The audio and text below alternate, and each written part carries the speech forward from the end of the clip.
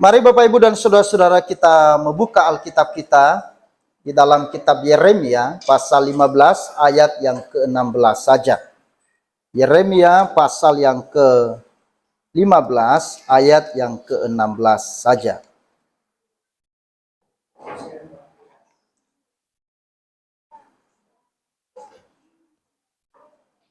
Yeremia pasal 15 ayat yang ke-16.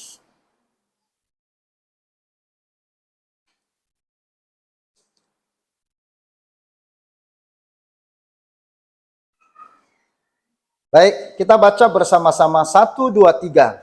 Apabila aku bertemu dengan perkataan-perkataanmu, maka aku menikmatinya. Firman itu menjadi kegirangan bagiku dan menjadi kesukaan hatiku, sebab namamu telah diserukan atasku, ya Tuhan Allah semesta alam. Amin. Saudara-saudara yang dikasihi oleh Tuhan, setiap manusia memiliki selera dan kesukaan masing-masing, betul? Ya. Ada orang yang seleranya kepada makanan bakso. Ada orang yang seleranya mie ayam. Ada orang yang seleranya kepada ayam goreng. Tetapi ada orang yang seleranya kepada sate. Tetapi kalau urusan makanan atau urusan yang lain, selera boleh berbeda.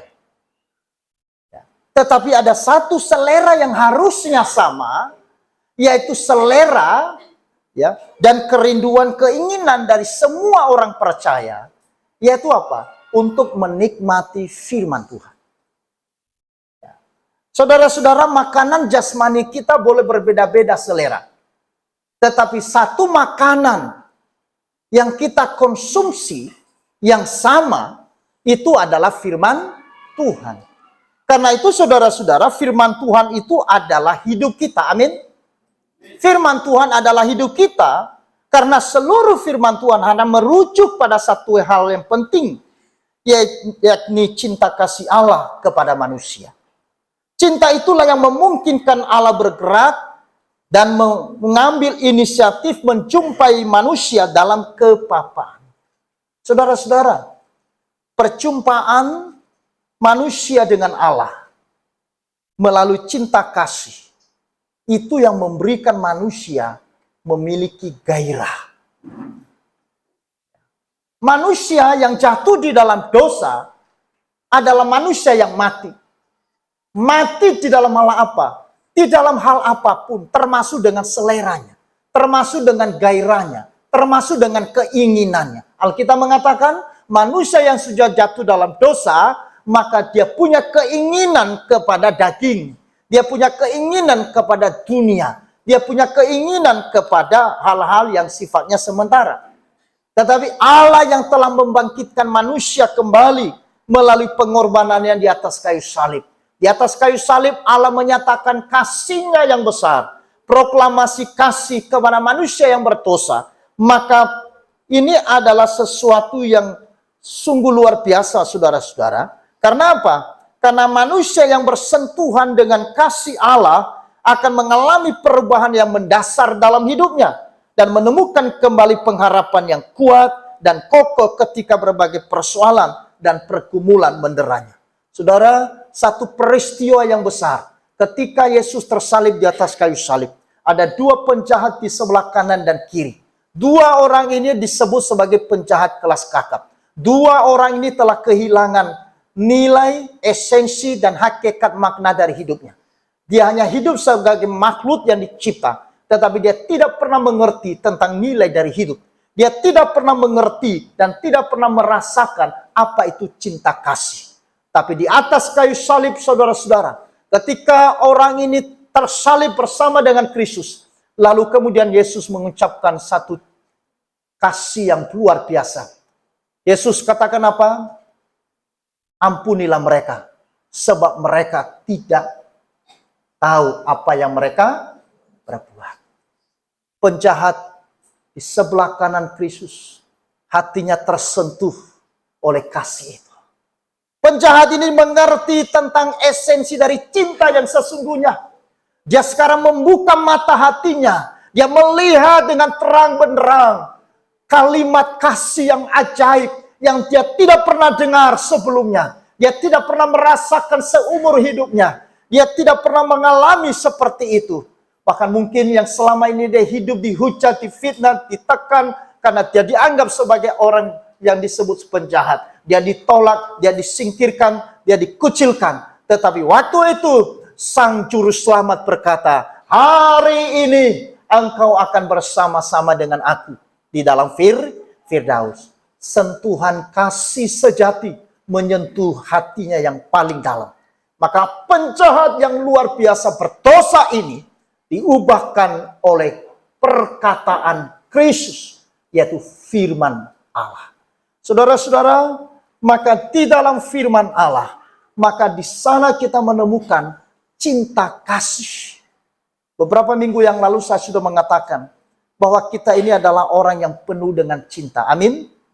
Seharusnya orang Kristen tidak pernah kehilangan kasih. Orang Kristen tidak pernah merasakan kehilangan cinta. Makanya engkau tidak boleh berkata, aku ini tidak dicintai oleh siapa-siapa. Boleh orang lain, boleh manusia tidak mencintaimu, boleh manusia menolakmu. Tetapi engkau harus mengerti bahwa Yesus mengasihimu. Amin. Saudara-saudara, cinta manusia itu terbatas. Cinta manusia juga ada limitnya, ada waktunya. Tetapi cinta Kristus tidak pernah terbatas, kekal selamanya. Cinta itulah yang harus dipelihara di dalam hatimu. Maka itu semuanya Paulus mengatakan, karena kasih Allah lah yang menguasai kami. Sehingga kemudian Paulus menyerahkan seluruh totalitas hidupnya untuk dipakai oleh Allah, untuk kemuliaan Allah. Kenapa Paulus berani berkorban bagi Tuhan? Dia menyerahkan seluruh hidupnya. Dia masuk keluar penjara, didera, dilemparkan ke jurang, bahkan hampir tenggelam di tengah lautan, dianiaya dan sebagainya. Dan akhirnya di Roma, Paulus harus dibunuh. Tetapi Paulus mengatakan, cinta kasih Tuhan itu menguasai hati kami. Artinya bahwa di dalam cinta kasih ada kekuatan yang kokoh, ada pengharapan yang kuat, yang membuat dia bisa menghadapi pergumulan sehebat apapun. Sentuhan cinta Yesus di dalam hidup saudara dan saya. Kasih Yesus yang menguasai hatimu dan hatiku. Itulah kunci bagaimana saudara dan saya bisa menghadapi pergumulan seberat apapun. Tetapi kalau engkau sudah kehilangan cinta, engkau sudah kehilangan kasih daripada Allah, maka sama seperti ikan yang kemudian keluar dari dalam air. Mengerti? Ikan itu hidup di dalam air. Tetapi kalau ikan keluar dari dalam air, itu artinya ikan itu kering. Ikan itu mati. Ikan itu tidak bisa berbuat apa-apa. Maka ketika manusia kehilangan cinta kasih Tuhan, maka dia sama seperti ikan yang keluar dari kolam air. Maka berbahagia dan bersyukur saudara dan saya hari ini ada di dalam cinta kasih Tuhan. Amin. Berbahagialah saudara dan saya meyakini hari ini bahwa Yesus mencintai saya. Amin. Yesus mengasihi saya. Memang aku lemah. Aku banyak salah. Memang ada kekurangan. Tetapi aku tahu Yesus mengasihi saya. Saudara katakan kepada temanmu di sebelah kanan kiri, Yesus mengasihi. Yesus mengasihi kita. Dan itu yang dikatakan oleh Alkitab. Di dalam firman Tuhan mengatakan Allah mengasihi kita dengan cinta kasih yang kekal. Cinta Tuhan tidak pernah pudar. Cinta Tuhan tidak pernah berubah dalam hidup saudara dan saya mengasihi dia. Bahkan ketika engkau tidak mengasihi, dia mengasihi engkau. Bahkan ketika engkau tidak setia, dia tetap setia. Itu Allah kita. Bahkan ketika engkau jatuh, dia datang untuk mengangkat dan menopang. Ketika engkau gagal, dia hadir memberikan pertolongan. Karena itu jangan pernah tinggalkan kasih Tuhan. Kasih Tuhan itu kemudian dipaparkan, dijelaskan secara detail dalam hidup saudara dan saya melalui kitab suci. Maka kitab suci Alkitab ini bukan hanya sebuah buku sejarah, bukan hanya buku pengetahuan yang menambah pengetahuan. Berbeda. Alkitab bukan buku pengetahuan, tetapi Alkitab adalah buku kehidupan. Karena itu di situ dikatakan tadi firman adalah hidup. Firman adalah kehidupan. Firman adalah hidupku. Tanpa firman saya tidak menemukan kehidupan. Tanpa firman saya tidak mengerti tentang nilai dari hidup saya. Engkau boleh punya segala-galanya. Engkau boleh punya status yang tinggi. Engkau boleh punya pangkat yang besar. Tetapi kalau engkau kehilangan firman. Dan firman tidak tinggal dalam dirimu. Engkau tidak akan pernah mengerti nilai dari hidup seorang manusia yang dicipta oleh Tuhan. Saudara-saudara, waktu Allah mencipta, dia mencipta dengan ordo, dengan struktur yang benar. Allah, manusia, dan ciptaan. Saudara, Allah di atas, manusia di tengah, dan seluruh ciptaan ada di bawah. Tapi manusia yang berdosa, maka mengganti posisinya. Allah, kemudian ciptaan, lalu manusia. Makanya saudara-saudara, manusia menjadi hamba dari semuanya. Dari ciptaan. Manusia menjadi hamba uang. Uang adalah ciptaan. Uang adalah benda. Tetapi ketika manusia menaruh dirinya di bawah, maka manusia menjadi hamba uang. Itu tidak benar. Manusia bagaimana? Ada di tengah. Dia memuliakan Allah dan dia mengontrol apa yang ada di bawahnya. Menguasai apa yang ada di bawah. Makanya saudara-saudara, orang punya uang atau tidak punya uang, ya, itu tergantung siapa yang menghadapinya. Ada orang tidak punya uang, rasanya hidupnya mati. Tapi ada orang yang tidak punya uang, tapi masih dia bisa tersenyum. Tergantung dari apa? Bukan uangnya. Tetapi apa? Bagaimana orang yang bisa mengontrol tentang uang? Ya. Segala sesuatu yang bersifat materi, ini tidak boleh mengontrol manusia. Manusia yang mengontrol materi. Karena ketika ketika Tuhan mencipta manusia, Tuhan memberikan mandat kepada manusia untuk mengatur dan mengusahakan seluruh ciptaan yang ada di dalam. Artinya kita ini mandataris Allah. Yang diberi kuasa untuk mengatur, mengelola, menguasai alam semesta. Jangan dunia menguasai kita. Jangan materi menguasai kita. Ketika dunia menguasai kita, maka di sana kita kehilangan esensi dari kasih Allah. Esensi dari firman. Saudara-saudara, maka Alkitab adalah sumber dari iman orang Kristen. Amin. Makanya di dalam Roma pasal 10 ayat 17 dikatakan tadi iman. Jadi iman timbul dari pendengaran dan pendengaran oleh firman Kristus. Jadi sumber iman orang Kristen itu bersumber dari firman. Tanpa firman tidak mungkin kita bisa mengerti tentang iman. Firman yang tercatat di dalam kitab suci yaitu Alkitab adalah sumber satu-satunya iman dari orang percaya.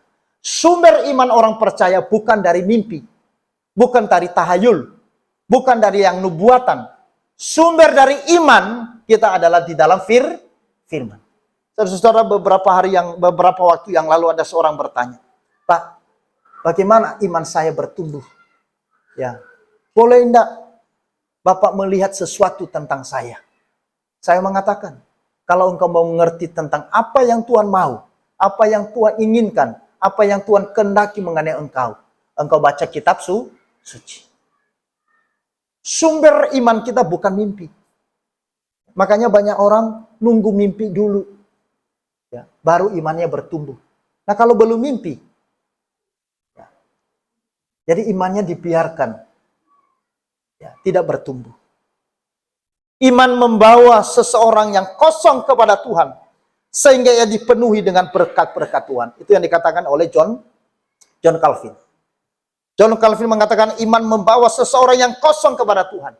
Kita ini manusia yang kosong. Tidak ada apa-apa. Tetapi iman membawa kita kepada Tuhan. Sehingga hidup kita dipenuhi dengan berkat-berkat Tuhan. Karena itulah Paulus mengatakan dalam Efesus pasal 1 ayat yang ketiga, terpujilah Allah di dalam Kristus Yesus yang telah mengaruniakan segala berkat-berkat rohani di dalam hidup kita.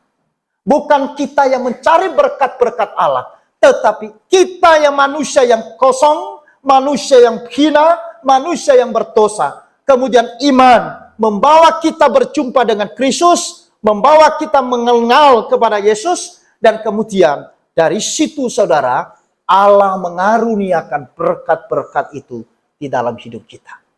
Saudara-saudaraku yang kekasih dalam Tuhan, ini adalah sesuatu yang luar biasa. Ya, karena itu kita ini bukan siapa-siapa kalau tanpa Tuhan. Amin. Kita ini bukan siapa-siapa tanpa Tuhan, karena kita ini manusia yang kosong. Iman itulah yang membawa kita berjumpa kepada Tuhan melalui anugerah-Nya, sehingga hidup kita dipenuhi dengan berkat-berkat Tuhan. Alkitab yang adalah firman Allah membawa kita kepada pengenalan yang sebenarnya tentang Allah dan kasih-Nya. Dan memberi kita terang pengharapan, kekuatan, penghiburan, dan jaminan akan kegenapan janji-janji Tuhan. Karena itu kenapa orang Kristen harus membaca Alkitab, harus mendengar firman Tuhan. Karena melalui Alkitab yang adalah firman Allah, itulah sarana yang dipakai oleh Roh Kudus membawa kita kepada pengenalan yang sebenarnya tentang Allah dan kasih yang sejati. Tanpa firman Tuhan, kita tidak akan pernah mengenal Allah yang benar dan mengenal kasih-Nya yang benar.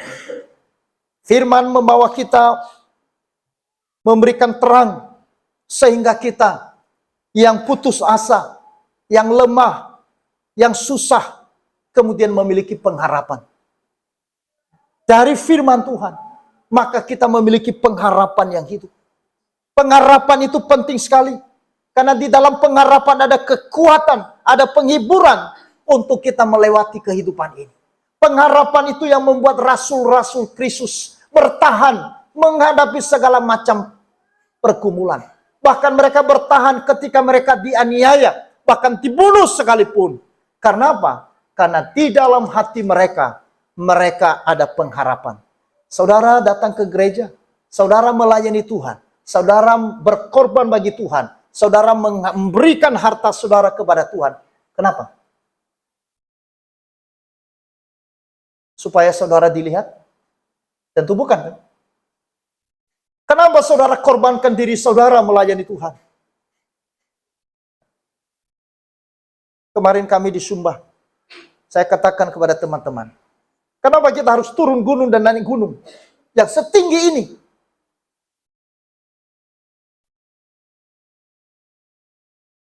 Belum lagi panasnya yang sedemikian rupa, turun jam 12 siang. Ya tapi karena waktu itu saya hanya mengikuti panduan toh. Saya pikir kenapa kok jam 12 turun? Ya tapi kan saya mengikuti guide-nya dia. Kita harus turun jam 12 Pak. Karena nanti terlambat pulangnya. Karena sorenya kita harus ada kegiatan lagi. Wah itu panasnya bukan main. Ya. Kenapa? Turun di bawah. Nanti mungkin ada apa namanya itu foto. Gunung, lembah. Itu rumah berapa? Kurang dari 10 rumah. Semua merapuh. Semua orang yang tidak percaya Tuhan. Di dalam kampung itu, Tuhan selamatkan satu anak pemuda yang dulu, yaitu anak remaja waktu SMP, namanya Martin. Yang kemudian dibawa oleh Pak Yeremia, tinggal di Pastori, kemudian sekolah di SMP, sekolah di SMA, dan akhirnya sekolah di STT Salem. Dan sekarang saya suruh dia pulang, kembali di sana. Tahun yang lalu saya katakan, Martin, kamu pulang. Buat pos di tempat itu. Puji Tuhan saudara-saudara. Sekarang ada 3 rumah yang sudah percaya Yesus. Amin. Kakaknya, anak-anaknya, saudara-saudaranya sekarang sudah percaya Yesus. Nah kemarin kita baptis, saya baptis. Ada yang tidak ada bapak ibu. Martin yang bawa. Kok Martin? Dalam hati saya, kapan punya anak ini Martin? Ternyata tidak. Karena bapak ibunya masih merapuh. Saudara, Maka harga keringat yang tidak sebanding dengan Kristus. Maka waktu kita naik ke atas memang sesaknya bukan main. Saya harus pakai 2 tongkat, saudara-saudara, bukan 1 tongkat. 1 di depan, 1 di belakang. Karena jangan sampai ini. Karena kalau sampai jatuh itu terguling, nggak ada ampun. Karena nggak ada pohon. Nggak ada pohon. Mau pegang apa? Nggak ada. Pasti terguling ke bawah. 1 pun tidak ada pohon. Seperti hutan apa namanya itu, padang gurun. Tapi batu-batu, saudara. Tinggi tanjakan. Waduh, ini repot.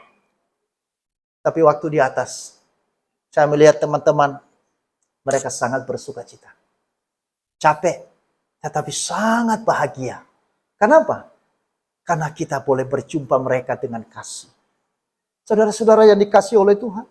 Maka itu sebabnya inilah pengharapan. Saya mengerti kenapa rasul-rasul mereka rela mati. Mereka rela dianiaya. Kenapa orang-orang Kristen pada zaman mula-mula seperti Polikarpus, seperti ibu dari Kaisar Nero, dibakar oleh anaknya sendiri. Dia tidak takut. Kenapa Polikarpus yang ditangkap? Karena imannya kepada Tuhan. Diikat kanan, diikat kaki. Tapi dia minta, jangan ikat tanganku, jangan ikat kakiku, lepaskan aku. Bakar aku, dan biarlah aku berjalan di kota Roma ini. Menjadi lilin yang meleleh. Semangat seperti apa? Karena ada firman yang menguatkan hatinya. Dan dalam firman itu ada pengharapan untuk menanggung panasnya api yang membakar tubuh. Pengharapan itu, saudara-saudara, yang membuat kami sekeluarga juga ketika anak saya Tius berkata, memang nanti mama saya sudah meninggalkan kami, tetapi pengharapan kami pada saatnya kami akan berjumpa dengan dia. Saudara, bagaimana pengharapan saudara bisa kuat tanpa firman? Karena dalam firman ada janji-janji. Janji-janji Tuhan itu yang membuat kita bisa kuat melewati pergumulan hidup ini. Karena itu saudara-saudara, mari kita sungguh-sungguh menerima firman Tuhan. Meskipun firman Tuhan itu kadang-kadang tidak sesuai dengan selera kita. Meskipun firman Tuhan itu kadang-kadang tidak cocok dengan akal kita. Tapi engkau harus belajar taat. Karena ini adalah firman Tuhan. Amin. Ketaatan, saya sudah katakan 2 minggu yang lalu. Ketaatan kita kepada firman Tuhan adalah pintu bagi kuasa dan mukjizat Allah terjadi. Tidak pernah ada mukjizat dan kuasa Allah terjadi. Penyertaan Allah, pemeliharaan terjadi bagi manusia tanpa ada sebuah ketaatan. Seluruh Alkitab Perjanjian Lama dan Perjanjian Baru berbicara mengenai sebuah respon iman, yaitu ketaatan. Karena Abraham taat, maka kemudian Abraham melihat tanah Kanaan. Karena Abraham taat, maka kemudian dia menerima anak di usia yang sudah lanjut umur. Karena ketaatan Yosua, maka dia bisa menyeberang sungai yang sedang banjir. Ketaatan Maria kepada firman Allah yang disampaikan melalui malaikat Tuhan kepada dia, membawa berkat bagi seluruh manusia dan bagi saudara dan saya yang percaya hari ini. Ketaatan Bapak Ibu kepada firman Tuhan yang saudara dengar, yang saudara baca, yang saudara renungkan di rumah, di kantor, atau dimanapun. Dan engkau melakukannya. Maka saudara-saudara, di situ kita melihat kuasa firman Tuhan yang hidup. Karena firman Tuhan ini bukan seperti buku pelajaran yang hanya menambah kita punya pengetahuan dan teoritis. Tetapi Alkitab adalah buku kehidupan yang memberi kepada kita nilai dan makna hidup yang sesungguhnya. Sehingga kita akan mengerti, oh betapa indah hidupku. Bukan karena apa yang aku miliki di dalam dunia ini, tetapi karena aku memiliki Yesus satu-satunya. Amin. Karena itulah Paulus, seorang yang terpandang di Yahudi.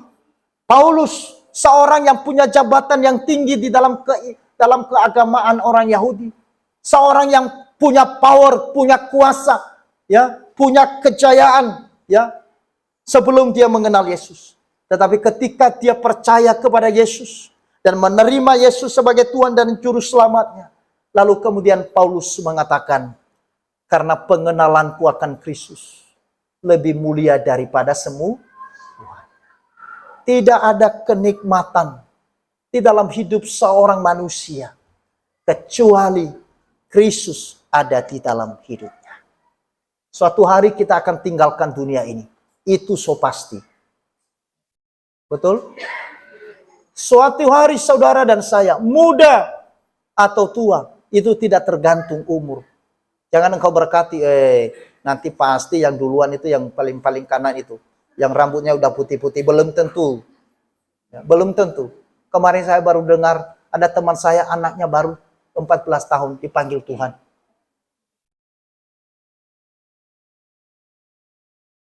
Dua bulan yang lalu, juga saya dengar, ada teman kami, dipanggil masih umur baru 32 tahun. Tidak peduli juga pendeta. Atau bukan pendeta. Tidak ada itu. Tidak peduli juga orang kaya atau orang miskin. Waktunya masing-masing orang ada. Karena itu mari saudara. Sebelum kita dipanggil dan sebelum kita tinggalkan dunia yang sementara ini. Mari kita hidup dengan sungguh-sungguh. Saudara-saudara, maka di dalam firman Tuhan ini kita akan melihat hubungan antara firman dan iman. Iman dan firman adalah dasar dari kebangunan rohani seseorang. Iman mendorong kita untuk membaca firman Tuhan. Dan iman membuat kita menerima dan melaksanakan apa yang tertulis dalam firman Tuhan itu. Saudara lihat di sini ada hubungan antara iman dan firman. Ya. Ada orang tahu firman, ada orang hafal firman, tetapi saudara kalau firman itu kemudian tidak dilaksanakan, maka ini menjadi problem. Firman dan iman ini adalah sesuatu yang terikat satu dengan yang lain. Ya, saling terikat. Ya. Iman dan firman adalah dasar kebangunan rohani seseorang. Dan karena iman itu mendorong kita untuk membaca firman Tuhan. Kenapa kita membaca? Karena di dalam firman Tuhan ada cinta kasih. 2 minggu yang lalu, anak muda yang menerima surat cinta dari pacarnya, atau menerima WA dari pacarnya yang mengungkapkan tentang cintanya, maka dia akan baca-baca terus. Dia akan terus baca terus. Dia ulang-ulang baca. Pagi, siang, malam, seperti minum obat itu. Bahkan kadang-kadang tengah malam juga bangun, ya, baca lagi. Ya, kalau zaman dulu kan ada surat cinta. Tapi zaman sekarang anak-anak muda ini generasi milenial, generasi Z nggak pakai surat cinta. Makanya saya pernah tanya sama remaja, kalian tahu nggak surat cinta email? Apa itu Pak? Saya baru kaget. Ternyata, iya itu zaman saya. Kalau zaman saya kan ada surat cinta namanya surat cinta email. Ya, surat cintanya bisa harum. Harum, nggak hilang-hilang harumnya. Heran juga, betul ya? Nah ini yang mungkin yang tertawa-tawa itu pernah kirim ya. Ya, itu ya. Saya juga pernah terima itu surat cinta itu. Suratnya nggak hilang apa namanya bau, bukan bau, harum, macam-macam harumnya. Ya, mau blueberry, mau strawberry, mau orange. Itu zaman saya, saudara. Yang seusia saya pasti tahu. Air mail. Nah, di toko buku kita tanya, ada surat cinta, amplop surat cinta, ada semua. Macam-macam. Sekarang nggak ada. Karena sekarang anak muda pakai udah HP, ya lebih keren lagi. Cuman nggak ada baunya. Nggak ada baunya kan? Cuman gambarnya lebih keren dari hari ini. Ya kan, videonya ada hari ini. Tapi kalau dulu baunya yang bagus. Ya, saudara. Ya. Ada teman saya waktu teman saya di kos, ya, waktu SMA. Ya, dia tidur di samping saya. Dia panik, keluar terus. Kemana kamu? Ada, tadi kamu nggak lihat ada sesuatu kertas nggak? Nggak ada. Ya ke toilet, ya ke ini, cari di mana-mana. Woi, kenapa sih? Ternyata ada di bawah bantalnya dia. Begitu saya buka, surat cinta. Karena dia tidur di samping saya, saudara. Ya, karena saya sudah tahu itu surat cinta, saya mulai perhatikan dia. Ya, dia lihat, saya mulai pura-pura saya, mulai dia buka. Terus dia tidur lagi. Sebentar-bentar bangun lagi dia. Baca. Ya toh? Kenapa? Karena indah. Ya kan? Ada perkataan yang indah, perkataan yang manis dari sang kekasih yang mau disampaikan kepada hatinya dia. Jauh lebih indah dari itu. Jauh lebih romantis dari itu. Jauh lebih lembut dari itu. Kasih cinta dari Yesus. Setiap pagi selalu baru. Amin. Setiap malam juga selalu baru. Dia selalu menyapa. Dia selalu berbicara. Dia selalu menyampaikan kelembutan cintanya kepada saudara melalui firman Allah. Karena itulah Martin Luther ketika terjadi reformasi gereja dan berdirinya gereja reformasi yang disebut gereja Protestan. Itulah sebabnya bulan Oktober ini kita bicara tentang firman-firman, karena Martin Luther dalam gerakannya menggembalikan gereja kembali kepada firman Allah. Maka 30 Oktober itu menjadi hari apa? Reformasi. Nah, ini yang kita rayakan. Gereja kembali kepada firman Allah yang benar. Hampir 1 abad gereja kehilangan firman Allah. Mereka sudah tidak lagi kembali menjadikan firman Allah sebagai pusat di dalam iman, dalam hidup gereja. Karena itu Martin Luther kemudian protes dengan 95 dalih. Ditempel saudara. Dan kemudian salah satunya adalah menggembalikan firman Allah sebagai sentral, sebagai pusat dalam iman kekristenan.